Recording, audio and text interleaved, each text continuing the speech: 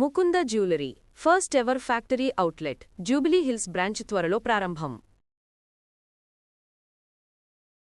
నమస్తే రమగారు. నమస్తే జయ. రమగారు, తమలపాకు చెట్టు ఇంట్లో పెంచుకుంటాం కదా, దాన్ని దైవ సంభూతిగా అంటే ఇప్పుడు తులసి మొక్కకి మనం ఎలాంటి ప్రాధాన్యత ఇస్తామో అలాంటి ప్రాధాన్యత ఇవ్వాలా, లేకుంటే తమలపాకు చెట్టుని మిగిలిన మొక్కల్లాగానే చూసుకోవచ్చా? ఎందుకంటే మా ఇంట్లో ఉంది రమగారు, నేను కొన్ని ప్రశ్నలు విన్నా. ఎప్పుడు పడితే అప్పుడు తమలపాకులు తెంచకూడదని, కొయ్యకూడదని, దేవునికి మాత్రమే నైవేద్యం పెట్టాలని, తీసుకొని మనం నోట్లో వేసుకోకూడదని. తమలపాకులు వేసుకోరా? నాకు అర్థం కాలేదు రమ్మగారు. ఒకవేళ పెంచేటప్పుడు అలానే చెయ్యాలి? కాదు జయ, ఎలా అంటే ఇవన్నీ పిచ్చలు ప్రబలిపోవటం అంటారు దీన్ని, సరిగ్గా చెప్పాలంటే అంతే. తమలపాకు ఇప్పుడు మనకి దేశమంతా అన్ని ఊళ్ళలోనూ నర్సరీలు వచ్చేసినాయి. ప్రతి చోట ప్రతి మొక్క దొరికే అవకాశం వచ్చింది. ఇళ్ల దొడ్లల్లో, వరండాల్లో, వాకిళ్లల్లో పెంచుకునే మొక్కలు వేరేగా ఉండేవి. తమలపాకు తీగలు ఇది గోదావరి జిల్లాల వైపు ఇళ్లల్లోనే కనపడతాయి. తమలపాకు తీగ అది తీగగా ఉంటుంది కదా, దానికి ఒక పెద్ద చెట్టు ఆసరా ఉంటే చల్లగా ఉండాలి దానికి. అసలు అందరిని మా చిన్నప్పుడైతే మా ఊళ్ళో ఒక్క తమలపాకు చెట్టు లేదు జయ. మా చుట్టుపక్కల ఎక్కడ తమలపాకు మొక్కలు మేము చూడాల, అవి వేరే చోట నుంచి వచ్చేవి. దానికి కొంచెం ప్రత్యేకమైన వాతావరణం కావాలి. అట్లా పొడుగాడు అవిసె మొక్కల పక్కన వీటిని పెట్టేవాళ్ళు, కొబ్బరి చెట్ల దగ్గర పెడితే ఇది పోయి దాన్ని ఆనుకుని తీగలు సాగుతుంది. తమలపాకు దేవుడి చెట్టు అని ఎవరు చెప్పారు? అసలు ఎక్కడి నుంచి పుట్టింది అది? మనం దేవుడి వృక్షాలు, దైవతా సంబంధమైన వృక్షాలు, నక్షత్ర వృక్షాలు ప్రత్యేకంగా ఉన్నాయి మనకి. మనం దేవతా సంబంధమైన వృక్షంగా తులసిని పెట్టుకుంటాం. అవును. ఆ తులసి ప్రత్యేకత ఏంటంటే ఆవిడ విష్ణుమానసంలోంచి పుట్టింది, బృందాదేవి వల్ల పుట్టింది. ఈ పురాణ గాథలన్నీ పక్కకు పెడితే తులసి రాత్రిపూట కూడా కార్బన్ డైఆక్సైడ్ని విడుదల చెయ్యదు. అవును. అందుకని ఇంటి ఆవరణలో ఉంచుకోండి అని చెప్పారు.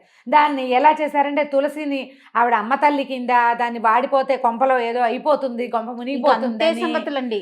ఏమిటేమిటో పొట్టు. మనం ఏంటంటే విషయాల్ని కాంప్లికేటెడ్ చేసేసుకుంటాము. ఏదైనా చిన్న విషయం తెలిస్తే అట్లా అట్లా అట్లా చిలవలు. ఎలా అంటే చూడు జయ, 25 ఏళ్ల క్రితం కట్టిన గుడి, కొత్త గుడి, 1500 సంవత్సరాల క్రితం కట్టిన గుడి, పురాతనమైన గుడి. ఈ రోజుకి ఒక 100-150 ఏళ్ళు పోతే మొన్న కట్టిన గుడి, అంటే మన ఇంటి పక్కన జస్ట్ స్థలం బాగుందని ఏర్పాటు చేసినటువంటి గుడి పురాతన దేవాలయం అయిపోతుంది. అంతే కదా, దానికి ఒక స్థల మహాత్యం వచ్చేస్తుంది. అంతే కదా. అవునండి. ఇవి కూడా అంతే. మనకేంటంటే సోషల్ మీడియా వల్ల అక్కర్లేని విషయాలన్నీ ప్రచారం అవుతాయి. ఎంత అవసరమో సోషల్ మీడియా మనకి, నిజంగా అంత అనవసరం. మనం ప్రతి విషయాన్ని చిలవలు పలవలుగా విని విని విని విని ఎవరో ఒకళ్ళు ఏదో ఒకటి చెప్తుంటారు, ఎవరికి తోచింది వాళ్ళు చెప్తారు. మీరు సాధారణంగా ఆలోచించండి, కొన్నేళ్ల క్రితం మనం ఏం చేసేవాళ్ళం? ఏదైనా పండగలప్పుడు, పూజలప్పుడు దేవుడికి తాంబూలం ఇవ్వాలి. తాంబూలం అనేది ఒక సేవ. ఆయనకి, భగవంతుడికి షోడశోపచారాల్లో తాంబూలం ఒక సేవ. తాంబూలం దేవుడికి పెట్టి ఆ తాంబూలం ఇంట్లో ఉన్న వాళ్ళు గృహస్థు వేసుకోవాలనేది నియమం. ఇప్పుడు వేసుకున్నామా లేదా? కదా. అవును కదా. అది కాకుండా నిత్యము తాంబూల సేవనం చేసేవాళ్ళు ఇప్పుడు మనం మానేసుకున్నాం. అసలు మా వాళ్ళల్లో అయితే ముత్తైదు అంటే రోజు తాంబూలం వేసుకోవాలని నియమం చేయ. మధ్యాహ్న భోజనం అయ్యాక ఖచ్చితంగా ఆడవాళ్ళు తాంబూలం వేసుకోవాలి. ఎందుకో చెప్తాను. దానికి సున్నం రాసి వేసుకుంటే కాల్షియం గెయిన్ అవుతుంది. సున్నం ఒట్టిగా తినగలమా? తినలేకపోతాం. తాంబూలంతో తీసుకోగలుగుతాం. ఆడవాళ్ళకి కాల్షియం అవసరం. ఇదివరకు పురుళ్ళు ఎక్కువ కాదు. అవును. ఇళ్లలో పనులు ఎక్కువ, ఎముకలు అరిగిపోతాయి. మగవాళ్ళకి తాంబూల చర్వణం ఉండేది, ఆడవాళ్ళకి ఉండేది. ఇప్పుడు మనం చూసినట్టు పాన్లు ఎక్కడ పడితే అక్కడ దరిద్రంగా ఉమ్మేస్తారు, చెత్తలు తిని. అవి కాదు, దానికి ఒక ప్రత్యేకమైన పద్ధతి ఉండేది. రసం మింగేసి తమ్మ ఉమ్మేయాలి.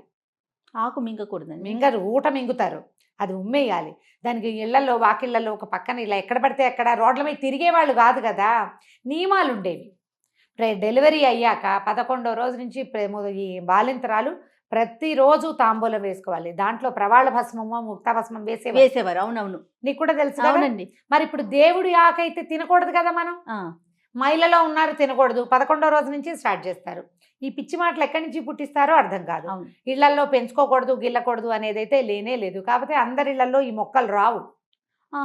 దానికి వాతావరణం బాగుండాలి, అనుకూలంగా ఉండాలి. అది పాకటానికి అనువైన ప్రదేశం కావాలి, కొంత చల్లగా ఉండాలి. పిచ్చి ఎండలు కాస్తుంటే బాగా రావు. ఒక్కో ఇంట్లో ఎలాగో రయ్యమని వచ్చేస్తుంది, మనీ ప్లాంట్ లాగానే. అవునవును. అవును. తాంబూలము నీకు ఆకులుంటే ఎవరైనా ముత్తైదు వస్తే మనం తాంబూలం ఇవ్వటం మన విధానం. అవును. మరి గిల్లకూడదంటే ఎట్లా? ఇప్పుడు మన ఇంటికి వచ్చి వెళ్ళేటప్పుడు ఖచ్చితంగా బొట్టు పెట్టి జాకెట్ ముక్క పెట్టి తాంబూలం పెడతాం. ఇస్తాం. ఇంట్లో పెరట్లో ఉంది కదా అని గబుక్కుని తీసుకొని పెట్టాలంటే ఒక ప్రశ్న అన్నమాట. అమ్మ తీయకూడదా? ఇప్పుడు ఆంజనేయ స్వామికి ఆకుపూజ చేస్తాము. మరి ఆకుపూజ చేసిన ఆకులు ఇంత మోద తీసుకొచ్చి మన చేతిలో పెడతారు. ఏం చేయమని? పారేయమనే కాదు కదా. నిర్మాల్యంగా దాచుకోమనే కాదు. తలా ఒక 4 ఆకులు ఇస్తే కాస్త సున్నం రాసుకుని వేసుకుంటారు. భగవంతునికి అర్చన చేసిన ఆకులు తీసుకోవటం వల్ల కూడా మనకి కొంత ప్రయోజనం లభిస్తుంది.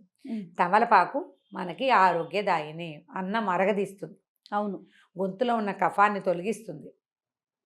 తర్వాత అది ఏంటంటే ఒక విలాసవంతమైన వ్యవహారం కూడా. దంపతులు తాంబూల చరవణం చేస్తూ ఉండటం అనేది ఒక విలాసం. దాన్ని తీసుకెళ్లి దైవ సంబంధాలలాగా అంటకట్టి చేస్తే ఎట్లాగమ్మా? పిచ్చి. అంటే భగవంతునికి వాడతాం కాబట్టి దాన్ని ఇంకా దైవ సంభూతంగా భావించేస్తున్నారు కదా. దైవ సంభూతం ఎట్లా అవుతుంది? నువ్వు పెళ్లిళ్లలో తాంబూలాలు పుచ్చుకోరా కదా? పుచ్చుకుంటారు కదా.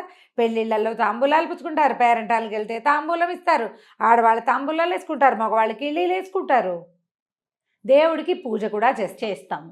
ఒక ఆంజనేయ స్వామికి తప్పితే ఎవ్వరికీ తమలపాకులతో అర్చన చెయ్యం. అవును, ఆయనకి ప్రీతి చల్లగా ఉంటుంది తమలపాకుల తోటలో.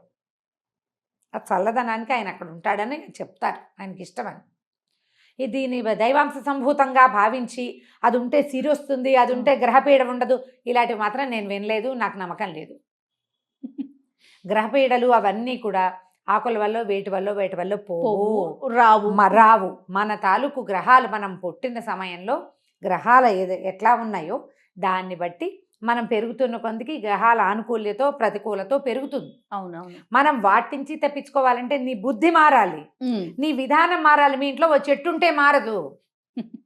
ఆ చెట్టును నువ్వు సంరక్షిస్తే చెట్టుని సంరక్షించిన ఫలితం లభిస్తుంది నీకు. అంతే. గ్రహాలు మారాలంటే గ్రహానికి సంబంధించింది ఏదైనా చెయ్యాలి. మీరు అన్నట్లు బుద్ధి కదా మార్చుకోవాలి. భగవత్ సేవ చేయి, భాగవత సేవ చేయి, భక్తులను సేవించు, గురువుని సేవించు, దేవాలయాలకు వెళ్ళు, పరిసరాలు శుభ్రంగా ఉంచు, ఇతరులతోటి సౌమనస్యంగా ఉండు. పూర్వజన్మ కర్మల వల్ల వచ్చిన ఇబ్బందుల్ని అధిగమించేందుకు ఈ జన్మలో సరైన విధానం పాటించు. మొక్కలు పెడితే రాదు, అది నీ లోపల ఉండాలి. కానీ ఎంత దాకా ఆలోచిస్తున్నారంటే రమ్మగారు, ఈ మొక్కల్ని కూడా ఎటువైపు పెట్టుకోవాలి, ఏ బాల్కనీలో పెట్టాలి, ఏ వైపు బరువు ఉండాలి, అది నియమం చేయాలి. ఇప్పుడు మనం ఇండిపెండెంట్ ఇళ్లలో పాతకాల పెళ్లిలో తూర్పు వైపున ఈ మొక్కలు ఉండకూడదు అంటే కాదు. అవి పొద్దుటి వాటి నుంచి వచ్చే గాలి ఏ సమయంలో వస్తే మంచిదో, అది ఏ పక్క నుంచి వస్తే మంచిదో ఆ వాస్తు లెక్కలు వాటిని మనం కాదనిలేం చేయ. చాలా పొరపాటు, అవి నిజం. ఇప్పుడు నువ్వు అపార్ట్మెంట్లో ఉన్నావు, అపార్ట్మెంట్లో రావి చెట్టు పెట్టుకో, రావి చెట్టు వాకిట్లో ఉండాలి. లేదా మన దత్తాత్రేయ స్వామి వారు ఉంటారు, ఔదుంబర వృక్షం. ఆ ఔదుంబరం మహాద్భుత వృక్షం. అంటే అది ఎక్కడైనా ఒక చోట దాని అంతటా అది మొలిస్తే అక్కడ దత్తాత్రేయ సాన్నిధ్యం ఉంటుందని నమస్కారం చేసుకోవాలి. ఆ చెట్టును నువ్వు ఇంట్లో పెంచుకుంటానంటే ఎట్లా కుదురుతుంది? అపార్ట్మెంట్లో అది పెంచలేం కాబట్టి దాన్ని బోన్సాయి చేస్తానంటే, మహావృక్షంగా ఎదగవలసిన చెట్టుని నువ్వు మరుగుజ్జు చెట్టుగా చేసినందుకు ఎంత పాపం వస్తుందయా. ఒక చెట్టు ఎంత గాలినిస్తుంది, ఎన్ని పక్షులకి ఆవాసంగా ఉంటుంది, ఎంత ప్రకృతిని శుద్ధి చేస్తుంది. దానికి అవకాశం లేకుండా నువ్వు ఇంత బోన్సాయిని చేసి ఇంట్లో పెట్టుకుంటావు. ఆ బోన్సాయి చెట్టు కింద కూర్చుంటాడా దత్తాత్రేయ స్వామి వారు? కూర్చోటానికి అవుతుందా? ఏమిటి చెప్పు, పిచ్చిలు కాదు. అదేనండి, ఒకరి నుంచి ఒకరికి అంటే స్వధర్మే నిధనం శ్రేయ అన్నాడు కృష్ణుడు. మన ధర్మంలో ఉండండి. మన పూర్వీకులు ఈ భగవత్ విషయాల్లో ఏం చేశారో అది చేయండి. ఎవరెవరో ఏమేమో చేస్తారని అవన్నీ మన నెత్తి మీద ఎందుకు పూసుకుని కాంప్లికేటెడ్ చేసుకుంటాము మనం. అవును. తమలపాకు చెట్టు మీ ఇంట్లో పెంచుకోవాలని సరదాగా ఉంటే లక్షణంగా పెంచుకోండి. దానికి పెరగటానికి అనువైన వాతావరణం, పక్కన ఇంకో పెద్ద చెట్టు ఉంటే ఇది పోయి దాన్ని ఆనుకుని దాని మీద చక్కగా చిలువలు పల్లవలుగా వెళ్ళి చేస్తుంది. 2 ఆకులు తుంపుకోండి, దేవుడికి పొద్దుటిపూట తాంబూలం పెట్టుకోండి. ఆ ఆకులు నిర్మాల్యంతో సహా పారేయకుండా నోట్లో పడేసుకోండి భోజనం తర్వాత. ఎన్నో ఆయుర్వేద ఫలితాలు కూడా చాలా ఆరోగ్య ఫలితాలు ఉంటాయి. జలుబుగా ఉంటే 2 ఆకుల్ని నీళ్ళల్లో వేసి మరిగిచ్చి ఆ నీళ్లు తాగండి. తమలపాకు టీ ఎక్సలెంట్గా ఉంటుంది.